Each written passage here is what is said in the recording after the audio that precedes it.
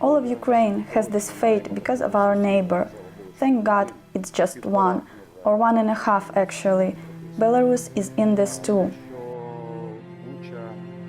The ruins and so many civil casualties in Bucha, one can look for explanations and find them. But for a reasonable, healthy and educated person of the 21st century, this is hard to comprehend. The fact that Bucha and towns close to Kyiv took the hardest hit, having the Russian occupiers here for a month, led to so many dead civilians. 426 peaceful people were killed, and I'm sorry to say, brutally tortured by the Russian occupiers. This is a tragedy for our community. We wrote a whole another story for ourselves before the war, and we will write it after the war. But this residual tragedy will stay in our hearts. We will remember the brutality, and we will do everything for the military tribunal over the criminals. The greatest ruin for us isn't even material. Yes, we've counted the 1,200 infrastructure objects, apartment complexes, houses, social facilities. But the greatest ruin is in our hearts and souls, because of all the killed and tortured people and the destruction the Russians brought to our country.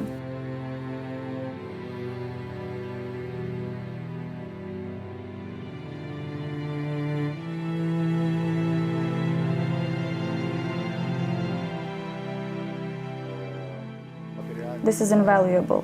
When it comes to material, moral and other compensation from the occupier, this is just invaluable, you can't put a number on it. Yes, a school, a hospital, an apartment complex and a house have a price. But the occupiers left more of a tragic emotional wound for our Ukrainian people, but also a cohesion of our nation in desire for independence.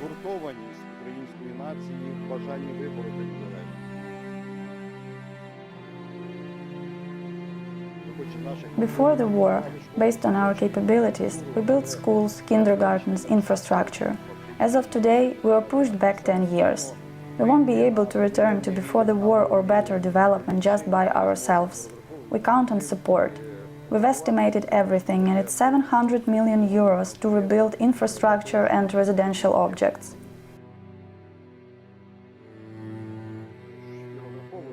We count on our partners from the EU and the world, because even after our big victory, unfortunately, our enemy won't just go away.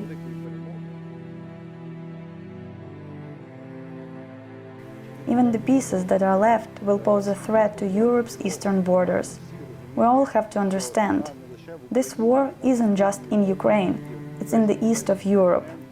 The whole European continent and all its people have to understand this and help Ukraine, who carries the greatest, most terrible trials and sacrifices to date.